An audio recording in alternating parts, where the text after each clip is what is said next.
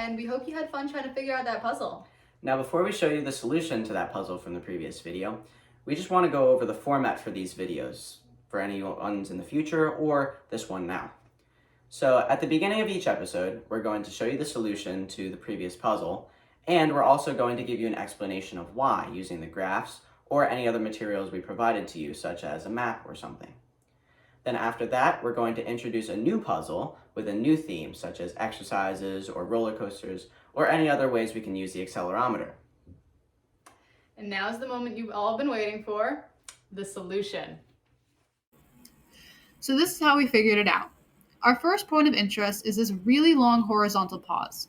This pause is unusually quiet with very little noise or vibration, which means the car was probably stopped or even turned off while at a stop.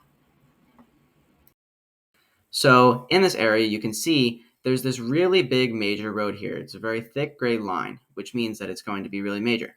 And on these major roads, you can have lights. So here, specifically in this spot, there's going to be a light that's coming off of a jug handle. And you can see that this jug handle is moving to the right, which means we're moving to the right. Before this big stop here, you can see that there was a pretty decently large right turn here, which means that we are coming out of the ramen driveway and proceeding to the signal on the main road. Now, the reason why this is not a stop sign, as some of you may have thought, is, first of all, let's look at the timing. We go from about 25 seconds here to maybe close to 75, maybe 70 or 65. That would be a really long time to be at a stop sign. Once the light turns green, the car accelerates straight forward until we get to about here. Once we get down here at this point, you can see that we only have two options. One is to continue going straight down this main road, or two is to make a right into this little loop here. Now, when we go back over to the graph, you can see after our huge burst of speed down this road here, we have a little deceleration here, or a slowdown, and we have a really big red spike, which means that we are turning right. So that means we're not continuing down here, and instead we're going to make our right into this little loop here. After the huge red spike, you can see a little blue spike upwards, which means that we're going to accelerate out of the turn and continue down the segment until we get to this next big red spike, which means we're going to make another right here. Now, some of you might be having questions about this huge deceleration here and how that would correlate to here. Like, how would our car get all the way down this really long segment here to this point? Well, you can see after this really big right turn here that there's another blue spike here that's going upwards, which is our acceleration out of this turn, and thus will give us the speed to get down this little segment and eventually get to the corner here. Now, this corner is actually very important because if we go over to the graph and look at this point, you can see with all the other turns on the graph, we usually decelerate into the turn, but instead here, we're accelerating into the turn. Now, the reason why this is because this road here is a decently major road, and it's intersecting this other major road. And when we're going to try to make our car turn onto this main road, we don't want to get rear-ended by any other cars that are already on the road. So how this works is we make our major acceleration into the turn so that we can keep up with the speed of the other cars that are already on this road and make sure that we don't get rear-ended because we're going too slow. After this turn, you can see that we slowed down. That might be due to some traffic, but after that, you can see that even though there are some peaks and troughs, we are generally accelerating in a straightforward direction. And you can also see if we go down to the bottom of the graph to time, we start at about maybe 140 seconds, and we continue all the way to maybe about 170. So we're traveling here for a good 30 seconds, which means we're going to go pretty long.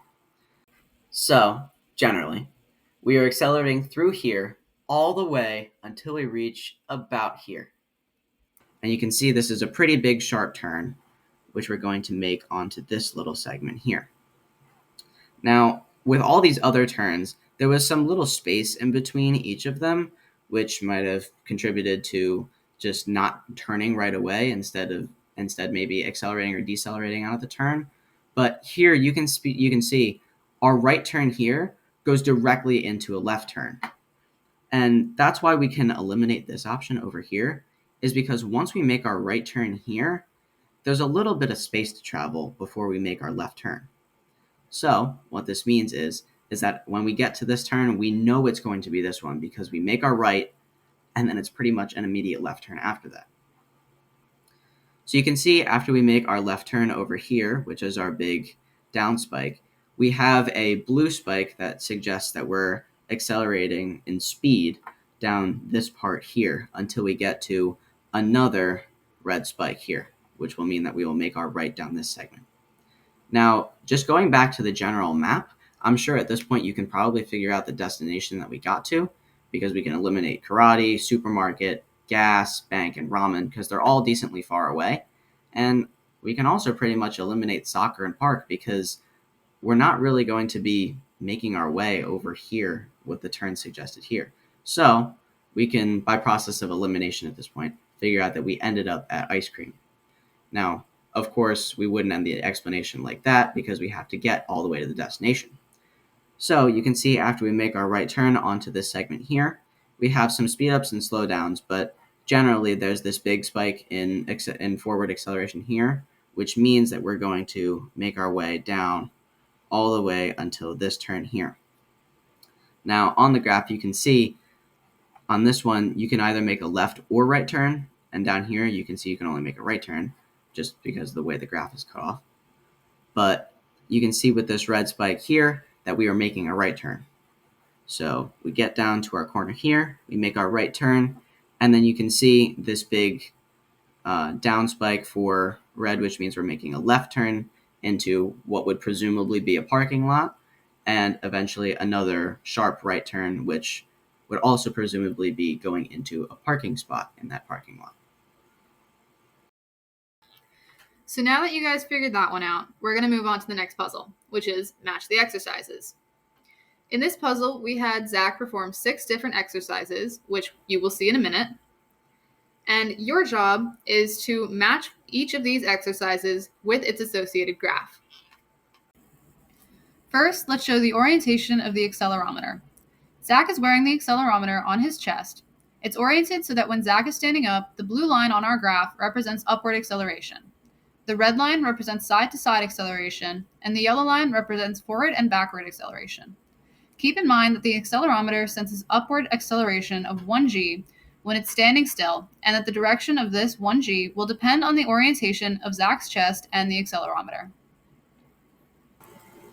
Here are the 6 exercises.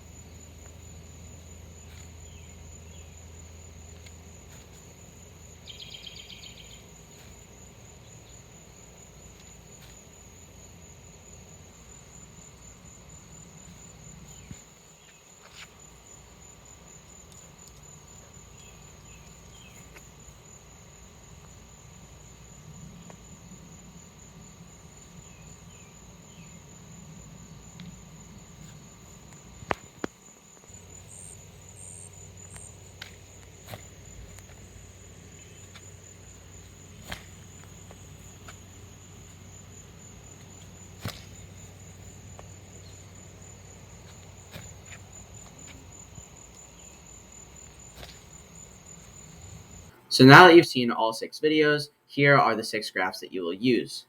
Now, of course, you could always go back and pause the video if you want to see them, but on the final slide, we will also have all of the graphs and all of the videos right next to each other so that you can see them in all one big compilation. So here are the 6 graphs. We got exercise 1, exercise 2, exercise 3, exercise 4, exercise 5, and finally exercise 6. So now that you've seen all 6 of the videos and the associated graphs, now we will be displaying each of the videos and graphs in more of a multiple choice format. So over here you can see that there is a video on the right and all 6 graphs are on the left. Your job is to match the video that you see on the right over here of the exercise with the associated graph on the left. So here is the first video and all the graphs. Here's the second exercise.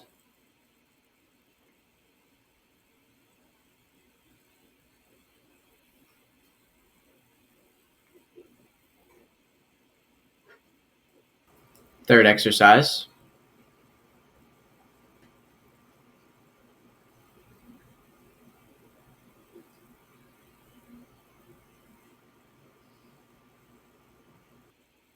Fourth exercise.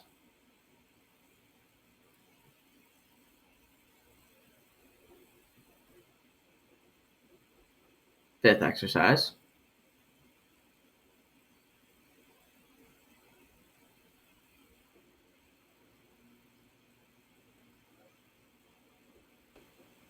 And last but not least, the sixth exercise. As you are trying to solve these puzzles, keep in mind that the accelerometer senses upward acceleration of 1g when it is sitting still. The direction of the 1g will depend on the orientation of the accelerometer, which will depend on the orientation of Zach's chest. Thank you guys so much for watching this episode. We hope you enjoyed it, and we wish you the best of luck in figuring out that puzzle. And stay tuned for the next episode to find the solution. Goodbye. Thank you. Bye, guys.